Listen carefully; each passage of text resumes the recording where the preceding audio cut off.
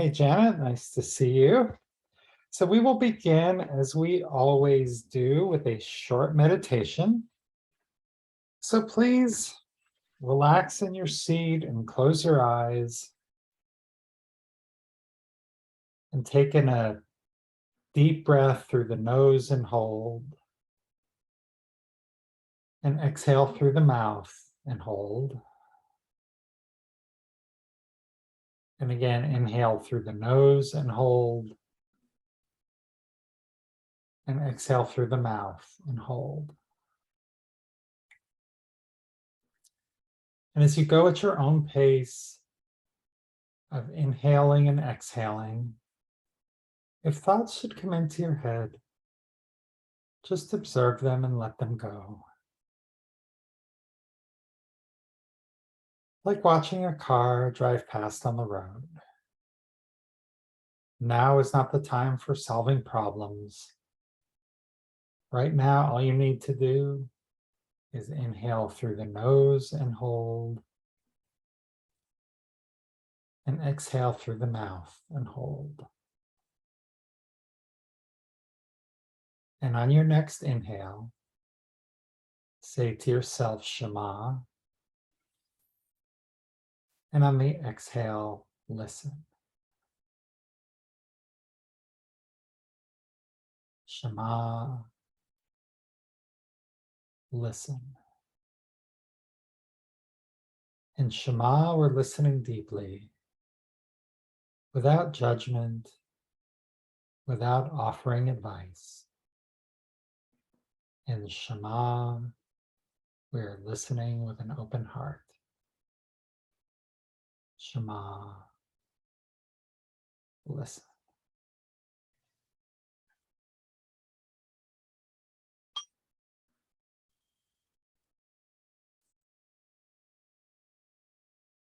And when you're ready, you may open your eyes.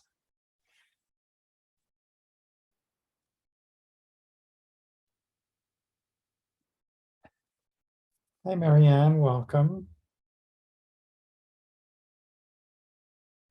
Well, today, as we begin to explore enthusiasm, we'll look at one of the, we'll begin to explore it if I can figure out my slides.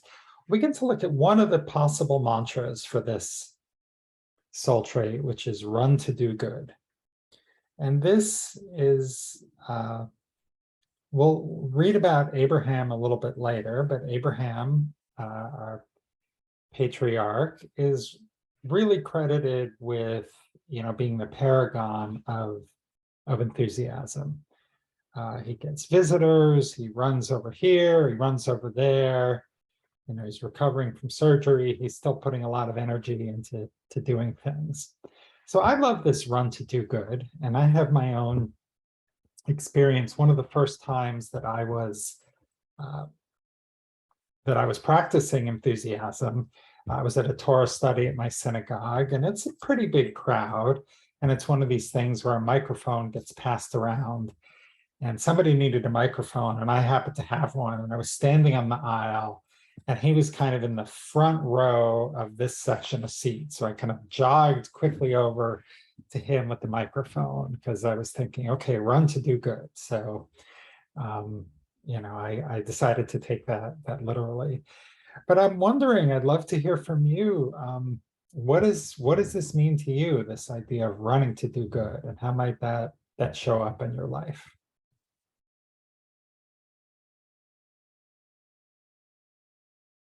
Yeah, Joanne, if you could remember to unmute, please. Yeah, I mean, my friends are going to Israel, and I mean, they're in Israel now, but before they left, they asked, because last time they went, I watered their plants, and I have a key to their house. I happen to have it. I had it for some other reason, but it doesn't matter. And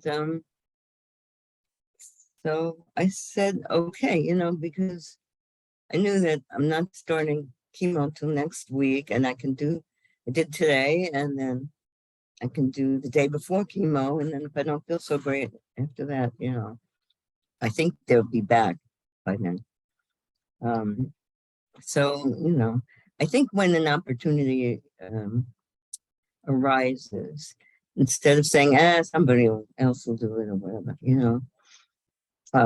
there was something online. They were asking this couple from whose parents, well, the father was deceased, but the mother lives in my town. They were obviously visiting from Israel, and it said they needed a ride to the airport at 2. Well, I didn't know because my car was in the shop this morning. But I tried to connect with them and with the mom.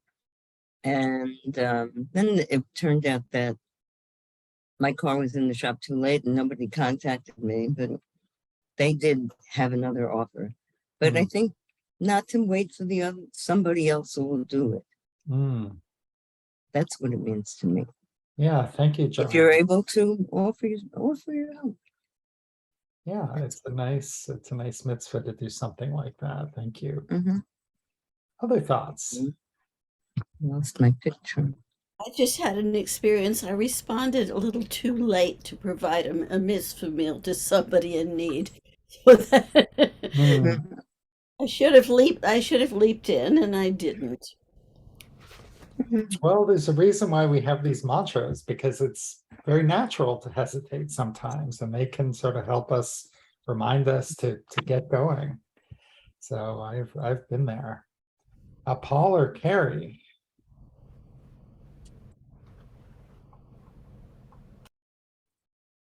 Well, calls me the Bubby Express, because I I basically am on call for them, for both kids and my grandchildren, and taking care of animals and sick cats. And I guess I'm pretty reliable of all the grandparents for helping out. So that's my run to do good, because I don't like to see anybody, my kids or my grandchildren, suffer. Well, that makes sense. Thank you. Thank you, Carrie.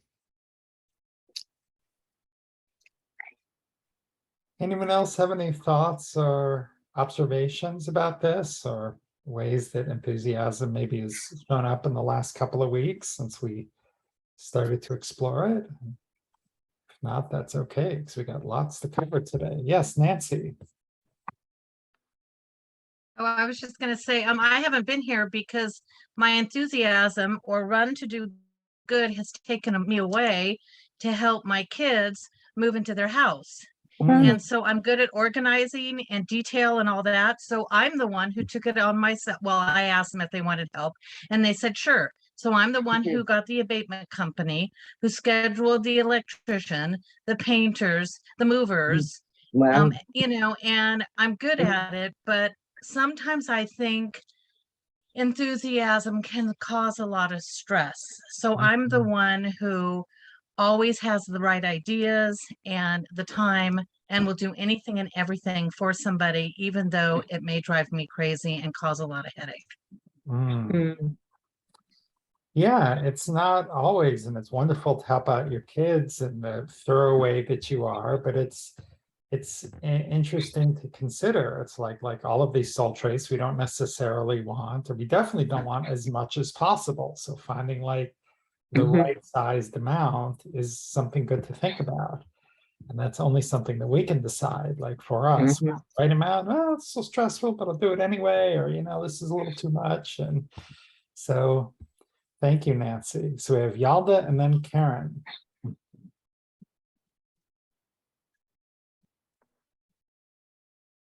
Hello, everyone. Sorry about my camera. It's 97 degrees inside of my apartment, and my AC is not working, so that's why my camera is off. Okay. Enthusiasm for me this week changed a little bit. I usually have problems with my executive function, and I've been told, to take breaks in between. So I was doing like 1 hour work, or attempting to do 1 hour work, and then take a break for 10-15 minutes. And it wasn't working, especially when I have to do something that I find boring. I was having a hard time. So what I did this week, and it actually worked, I started doing 15 minutes and then taking a 5-minute break, 15 minutes and taking a 5-minute break. But I took on those 15 minutes with enthusiasm. So I gave my everything on those 15 minutes, and it actually helped me finish tasks that I've been trying to do for 3 years. I'm not exaggerating. Wow. Literally for 3 years, I've been trying to do them and I wasn't able to. And doing that, showing or microdosing, my enthusiasm, but giving it my all, it actually helped me to accomplish those tasks. Oh, Wonderful, thank you. What a great idea and a great example of really knowing yourself and experimenting and trying things. And what I'm hearing you say is, yeah, for these 15 minutes, I'm going to go 100%, and then I'm going to rest. And then the next 15 minutes, I will give it my full focus. And sounds like you had great results finishing something that took you 3 years to get done. So congratulations, that's wonderful. Karen, and then Sarah. So for me, I think Run to Do Good is a way to help me focus on seeking out opportunities for good, to do good. And if you're looking for opportunities throughout the day, then maybe you're less likely to waste time or focus time in a different direction. And then as I'm listening, I'm thinking that running to do good isn't just always for others. Sometimes we need to run to take care of ourselves. Like I just heard, if you need to take that break, you need that burst, that bit of energy to run towards taking care of yourself as well as others and other opportunities. So that was my thought. Thank you, Karen. Yeah, I don't think this is quite the way you put it, but this phrase popped in my head. You got to run to take a break sometimes. And that's a metaphorical running, but it is very much you can take your break with as much intensity as you can, like doing your other stuff, like being really serious and focused. And, sometimes I'm like, oh, I'm going to take a break, which means I'm going to browse around in my phone and news scroll and all of that. And that's not necessarily restful to do that. So really, I was thinking of just one other thing, which is that it's really hard to run without having some type of focus. Otherwise we get into trouble. So maybe the Run to Do Good really hones our focus on doing something good or productive. Yeah, I if you love don't know what that. you're running towards, you can hit a wall. So, Yeah, absolutely. It doesn't say run around like a chicken with your head cut off, it's running with focus, running with energy. Those are running to a specific place. Yeah, great stuff, Karen. Anyone else have some thoughts? Yeah, Marianne, and I saw Sarah first and then Marianne. So, I'm living in this new place on my own, and there's a lot of things that I don't know how to do. And it's been frustrating, I've been trying to get some help to do certain things. So today I decided to take a closer look at this toilet seat in one of the bathrooms that I wanted to replace, because I already had another toilet seat brand new, and this one had, the one that was on there was broken or just wasn't in good shape. So I started by unscrewing screws to see if I could do it first, because I don't have a power drill or power tool. And lo and behold, I was able to do it. And so I kept going and, got the first part off and didn't realize there were 2 parts. So then I had to do the second part. And then I get the second part, the seat and the top. And then there's this thing on the toilet base. And I'm like, what the?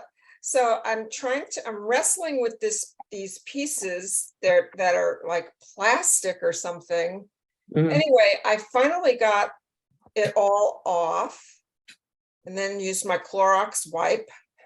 But I just like was completely exhausted. And now I have a toilet here downstairs that doesn't have a seat on it because I just didn't have the energy to continue, and plus I'm a little nervous about reading the instructions on how to do it. But I got halfway there, which I'm kind of proud of myself, that I took on something that I thought I couldn't do. I thought I can't change a toilet seat, and I can't hang a vanity in a bathroom. Well, I'm not taking that on because I don't think I could do that. But so anyway, I took that on with enthusiasm, but then I've kind of pooped out.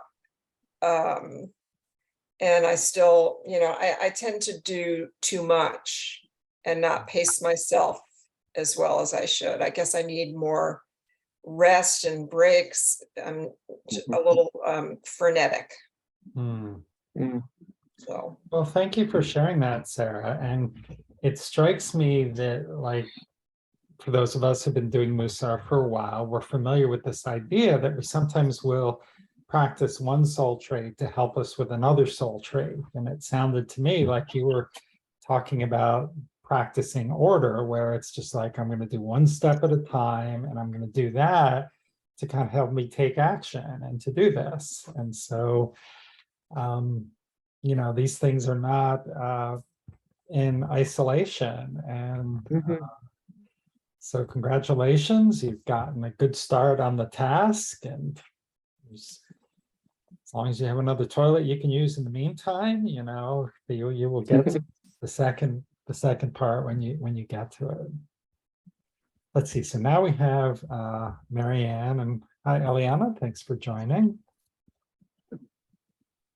I really resonated with what Karen said about looking for opportunities, and I currently have a great deal of enthusiasm because I found an opportunity to volunteer as a math tutor to a poor person.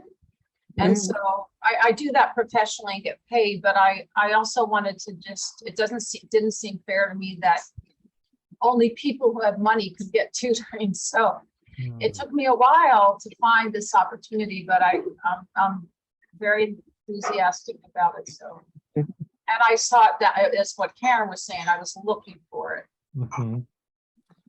Yeah, that's a great combination, being mindful, looking for opportunities, and it's wonderful you've taken that on and are helping someone in that way. Oh, I see Jane has joined us. Hi, Jane. Nice to see you. Okay, well, let's go a little bit deeper. We've talked about running to do good. We looked at the soul trait of enthusiasm last week, where we don't want to have, we don't want to have too much enthusiasm, where things can get frenetic and they're frantic, and too little, we can sort of get sluggish and not do things. But I want to look at this one from Moshe Chaim Luzzatto and Path of the Just. May I have a volunteer to unmute and read this, please?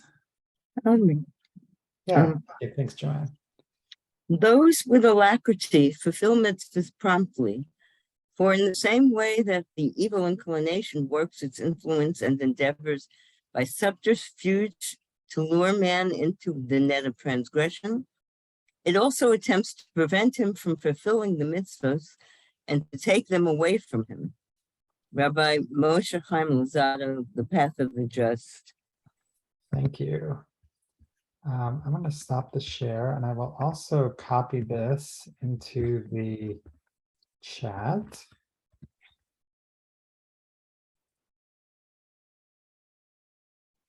So what do we think of this? What is Luzzatto teaching here? What is his point?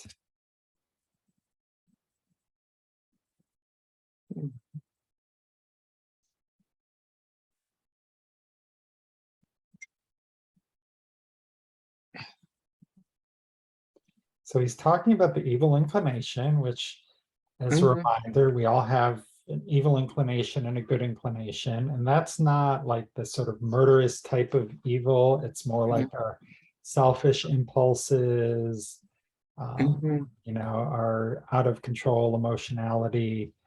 And our good impulse is more our empathy, etc.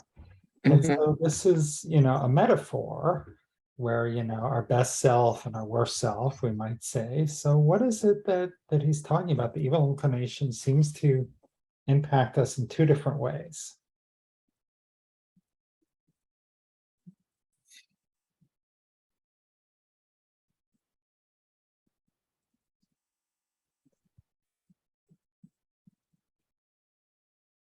Or perhaps you could share, if it's not making sense to you, what questions might this arise? Because it's a little thick, this text.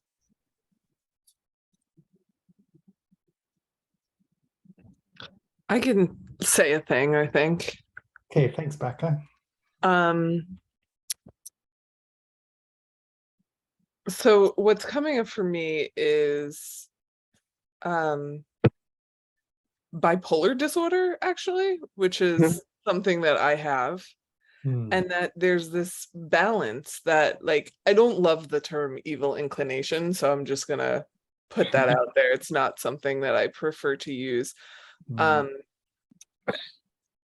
I think that it's just about balance. It's about finding that balance between these two kind of spokes or arms or spectrum, kind of like the arrow that you have, and finding that balance and always, you know, try like a seesaw.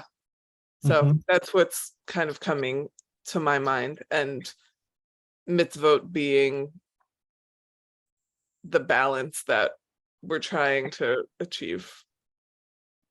Yeah, great. I love that. Yeah, it's about trying to find balance. It's trying to, you know, from a place of balance, being able to, you know, address the mitzvot and, you know, for whatever that might mean to us, you know, whether we're very diligent about, you know, following the many of the commandments, or whether we tend to focus on the ones about, you know, how we treat other people. Approaching that from a place of balance. Other thoughts?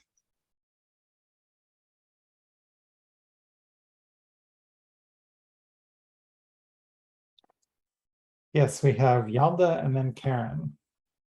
Yes, it's what I'm understanding here is that when we try to do something good, like the same, we need to be aware that the same enthusiasm and the same level of interest that we show when we want to do something good, there is something evil trying to pull us away from that.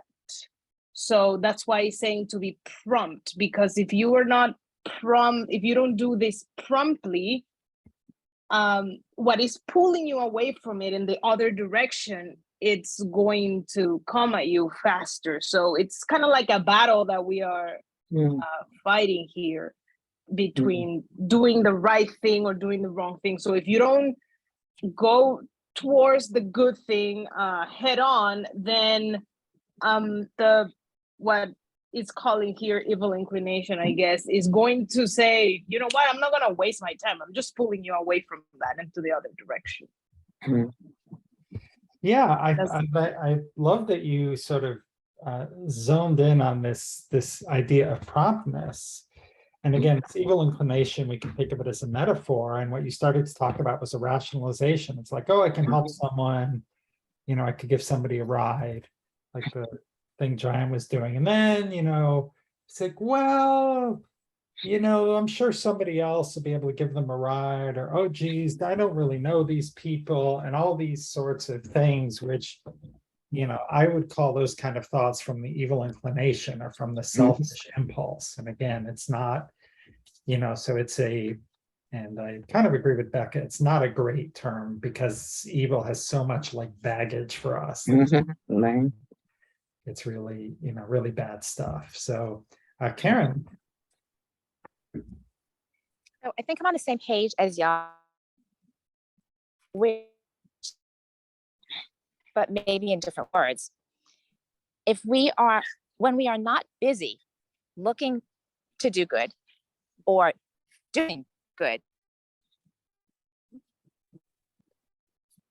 Karen, you're breaking up a little bit. We're only hearing Empty three. space and I'm evil inclination.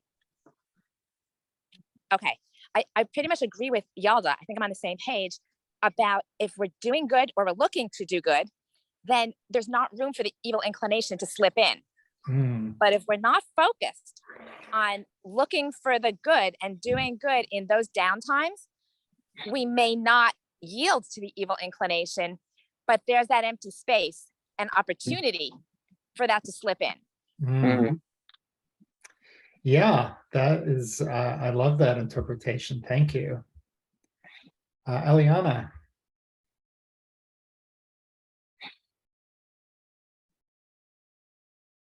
Eliana, there you go. Oh, sorry, I'm on a different device. The sentence that comes to my mind is the road to hell is paved with good intentions. And I am totally at fault because I look at it in terms of if you get a divine spark, you can get a divine spark like, I'm going to do this. This is a good idea. This is going to be so good for this person or whatever. And that spark will go out if I don't act on it. Because if I don't act, it's like we're all saying the same thing, really. If I don't act on it, the lassitude will set in, the what ifs will set in. So, I don't have much enthusiasm right now at all, and so I can really talk myself out of everything. So I'm going to have to read that chapter. Thanks. Thank you. Paul or Terry? Paul, it's Paul's turn. Okay. So I think I'm probably closer is what I understand Becca to be having expressed. So for me, my background is sort of in a Christian culture, not Judaic. And so evil certainly has, a very different meaning, but also there's a sense of a background of sort of the hellfire brimstone, the idle hands do the devil's work kind of thing. And, so for me, I think that was counterproductive many times because I felt like if I wasn't doing something, then I was going to get myself in trouble in some way. That made it very difficult for me to be running to the good, meaning running to the good for myself, for making space of just being with myself, being with my surroundings and not having to be in action, not having to be pursuing some sort of a goal at all times. Because sometimes I would set myself on a goal, whether it had any real meaning or not, because I just didn't know what else to do. It's been interesting to find a way to make the space within myself to be at peace with whatever's going on, to know that, if I don't, and I agree. I mean, if there's an opportunity and I am in a position where I can move towards that and really accept it, that's wonderful. Sometimes that doesn't happen. And to me, I don't know, calling it evil inclination, it's hard for me but it certainly means that I guess my interpretation of this is if I'm experiencing this lost opportunity, then it means that I'm not in balance, that I'm not feeling at rest. I'm not feeling, my heart's not in the right space. And I need to get myself back in balance so that I can move from that spot. So, thank you. Yeah, thank you, Paul. Okay, so we have Yalda and then Janet and then Susan. Yes, I'm going back to something that you mentioned when it says promptly, I also kept reading the phrase, and it caught my attention.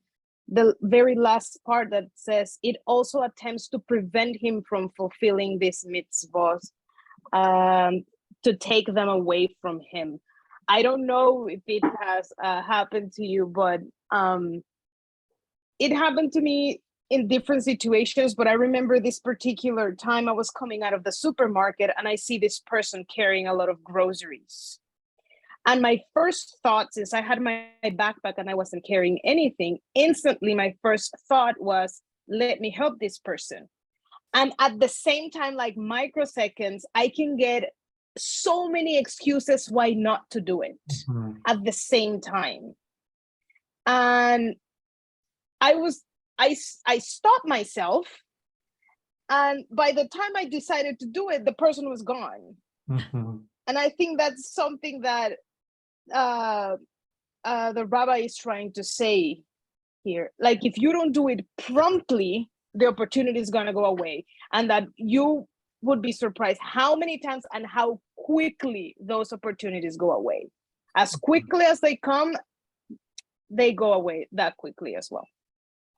Yeah, absolutely. Thank you. That's one, I think, one of the most interesting things to me about this reading is that, you know, this equivalency between not helping someone is in some ways equated with doing, like, telling a lie or doing something that's wrong. It's really, you know, both are real, you know, are things we want to avoid. So sometimes when I have a thought, I ask myself, is that coming from the good inclination or the evil inclination? And this, you know, the way you describe the split second rationalizations coming in, like I would ascribe those using this metaphor of the evil inclination. Or if you prefer, the Hebrew is Yetzer Hara, or sometimes people refer to it as the Yetzer, which for those of us who are, I try to avoid Hebrew terms, but you know, this is the one that I do think about sometimes because evil does have so much baggage. So Janet and then Susan. I'm going to talk about something a little bit different, and that is enthusiasm versus laziness. I'm going to quote Shakespeare here. There is a tide in the affairs of men, which taken at the flood leads on to fortune. Omitted, all the voyage of their life is bound in shallows and in miseries.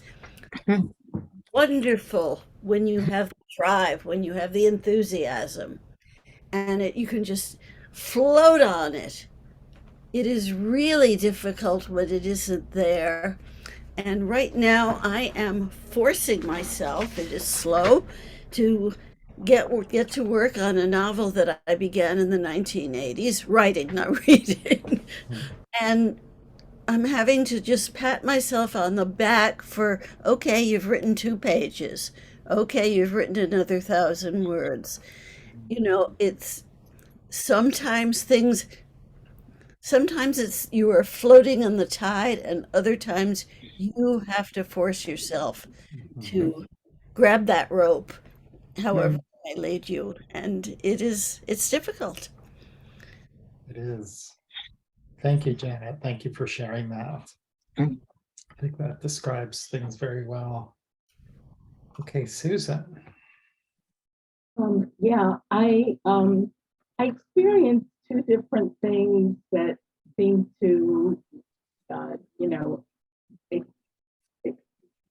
teach me about enthusiasm. One is that I was driving at night and I saw a bicycle go by and thought, you know, this is really dangerous because the person riding the bicycle didn't have a light on the side. She had one in front and in back, but if you're coming from the side, if you're driving from the side, it wasn't, you know, it was dark. And I had that thought and I discounted it kind of, and then I realized that, wait a minute, you know, I have an opportunity to help this person and, and tell her about it, And this was an example of a lost opportunity because it took me a while to think through that. And in that time, I kept trying to head her off, kind of, and I missed her, I didn't catch up with her. So that was an example of missing an opportunity. And then I had another a good friend of ours, her husband passed away, and I was thinking, what can I do? What can I want to help, but you always say, tell me what I can do. And so I had this thought, let me bring her dinner, nobody, and I was so sure about it. And I was my husband even said, leave her alone, let her take it easy and just leave her alone. And I thought, no, I'm not going to do that. I'm going to bring her dinner. And I texted her. And so that was a very rare instance of me being sure about something that I could do to help someone else, It's very rare that I feel that sure. It's mostly talking myself out of things. So that's my story. Well, thank you, Susan, and thank you for sharing that. And that is, comforting mourners is one of the most important mitzvot, most important things that we can do.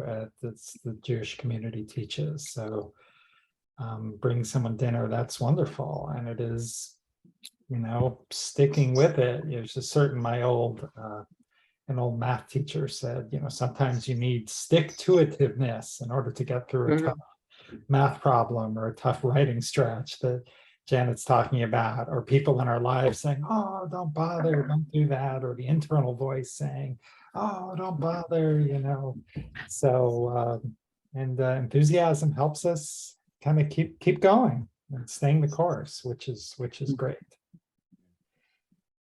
All right, well, now it is time for us to go into our breakout rooms. Excuse me. So I am going to, you'll see something come up on the screen. Let me just take a look at these.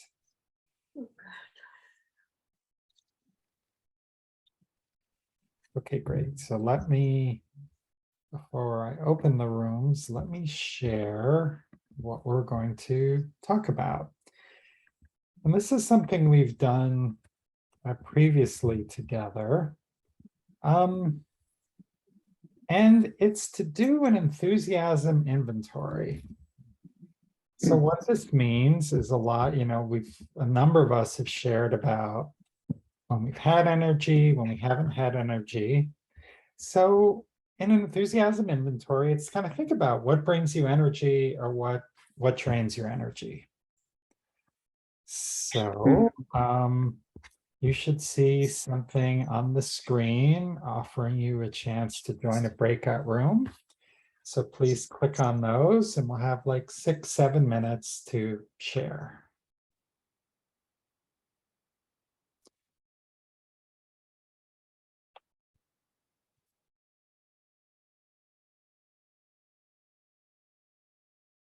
Hey everyone, welcome back.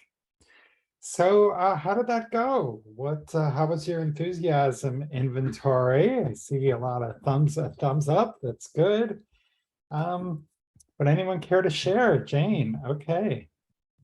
Well, it seems like we both started out sort of unenthusiastically, but we got enthusiastic when we started talking about what we love to do. Yeah, even talking about what you love to do can bring you energy.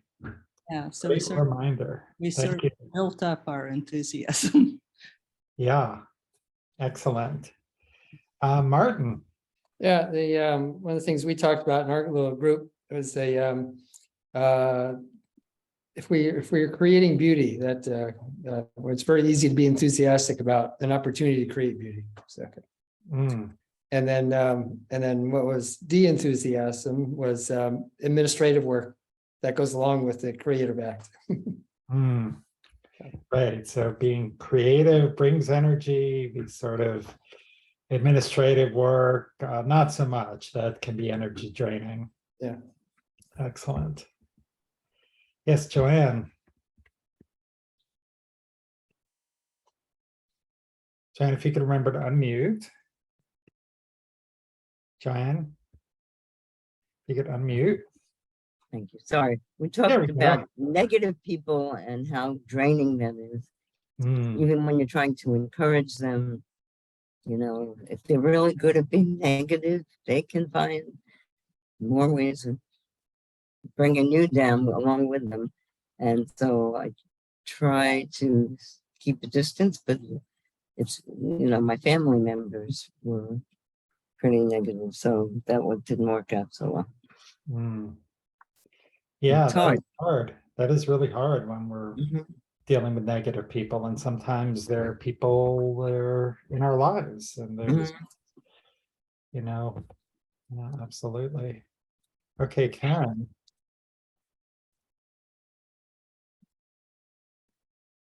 So perhaps somebody else has experienced this. When something difficult happens in life and you get through it and you're like, wow, I'm going to repay that. The fact that that something worked out well when I wasn't sure it was going to, I'm going to repay forward. And so then you wake up in the morning and just say, it's going to be a great day because what was really problematic is no longer problematic. And so that has changed my perspective. So I wake up most days saying, you know what, thank you, God, for all of these things that could have been worse and weren't. So I'm just going to take the day as you take a bull by the horns, to use the expression, and go out there and say, the sun's shining, it's going to be a great day. It's the sun's not shining, but it might, you know. And so that's one of what helps me wake up with a positive attitude every morning, is that along the way, when something doesn't go right and I get past it, I'm motivated than ever to wake up the next morning and start again. And different, and I want to say, somebody gives advice for a diet. You don't have to wait a week or until Monday or some other day to start something. You can just get that positive attitude in the middle of the day or the next morning, or whenever it hits you that you just need to start over. You can start over an hour later with a positive perspective, and that helps good. me. Yeah, thank you. You know, that reminds me of something that happened a couple of months ago to me, which wasn't so positive. And my wife and I, we went to the movies, and the person like rang up one senior ticket and one regular ticket, you know. I'm 55 years old. I'm not someone who should be getting a senior ticket. It certainly wasn't for my wife. And I was like, that is it. I am going to lose some weight. I am going to get myself back in shape. And I've lost like 12 pounds since then. You know? Amazing And what happens when you congratulations. stop eating ice cream twice a day, you know. It's not like this was some big things, but sometimes like there are these wake-up calls, and it's like, all right, for whatever reason, I was not, so I didn't take too kindly to that. I mean, wife was trying not to laugh because of the look on my face, it was like, you got to be kidding me. So, but I did take the discount. I mean, I was going to, so, yes, but other people, and that's a great example from Karen, of practicing gratitude as a way to help build enthusiasm. So yes, anyone else? Yeah, Nancy. Yeah, I have to laugh because enthusiasm really comes in waves. And like I just said, my enthusiasm of doing good and being available to help people with my kids' house that they're moving into. Sure enough, I missed the breakout rooms because the painter calls me. Oh. And I had to take it, but the enthusiasm for me, what gives me energy also drains me Mhm. because there's so much, so many different traits or so many different emotions that are Mhm. flying when I'm enthused. And then when I get exhausted and kind of come down from that and get in balance, sometimes I just kind of release and I'm crying and I'm just like, oh my gosh, you know, how did I even handle that? But Mhm. while I'm doing it, it keeps me going. And that's what I thrive on, because during the pandemic and after I had to retire, I had nothing. And because of the waves, I have nothing. I have so much, but Mhm. that's what I love in life. Just bring it on. Bring Mhm. it on. All right. Thank you. Yeah, you know, that's a really, I was not here last week because I was doing hospice training for my second internship, which is going to start in a few weeks, where I'm going to be doing bereavement counseling through a hospice. And Mhm.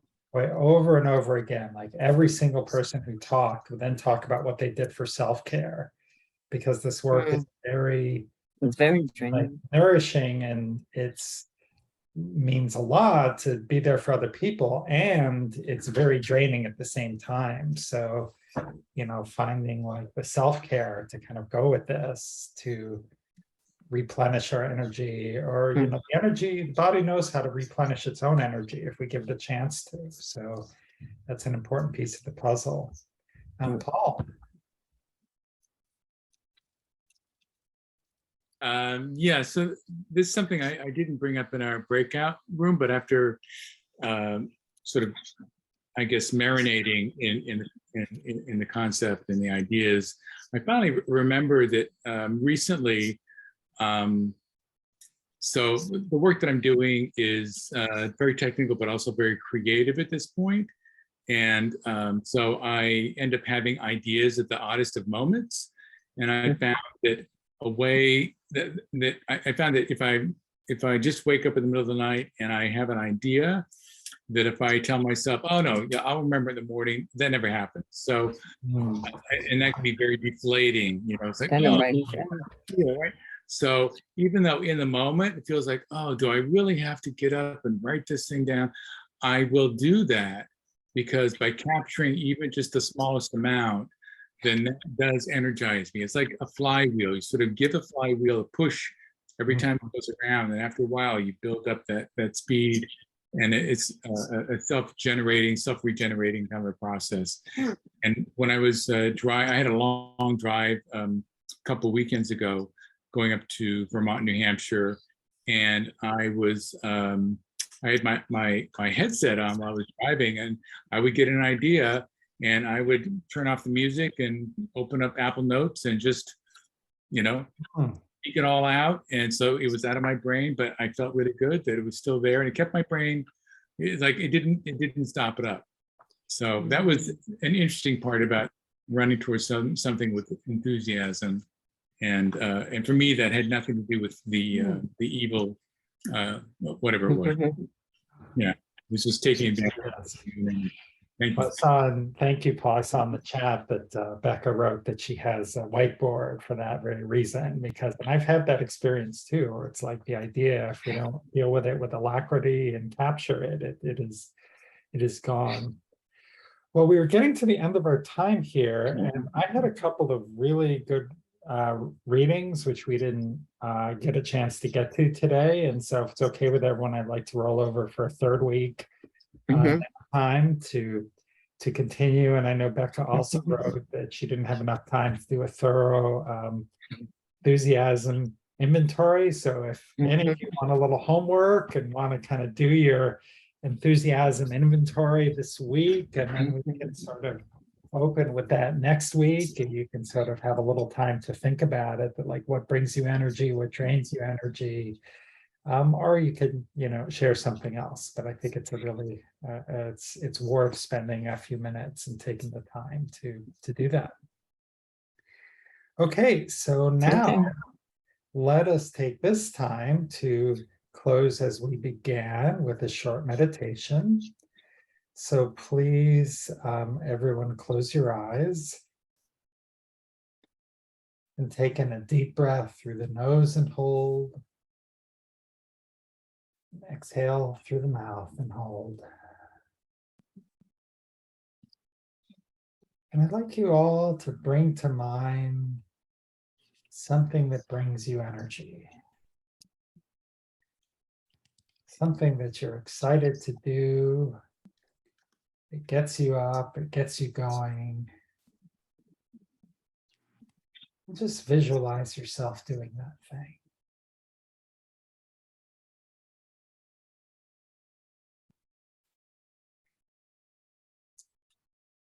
See your internal gas gauge starting to fill up. Feel like the warmth in your muscles.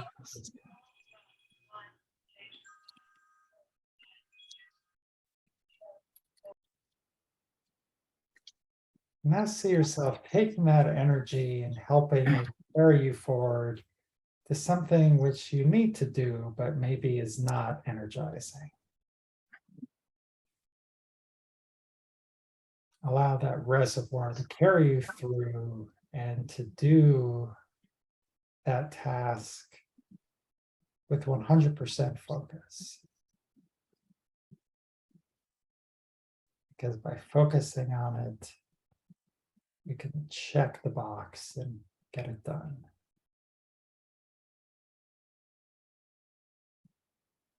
But done with quality, done with alacrity. And now allow those images to fade.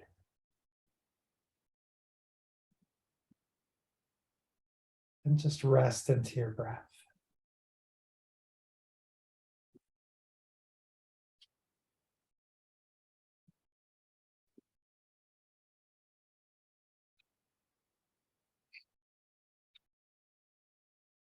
Allow ourselves to recover.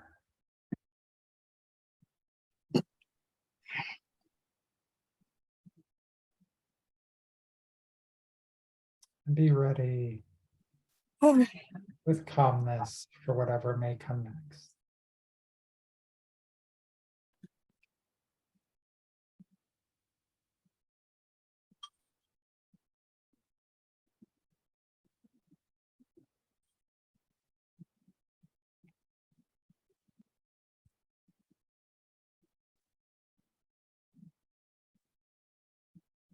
And when you're ready, you may open your eyes.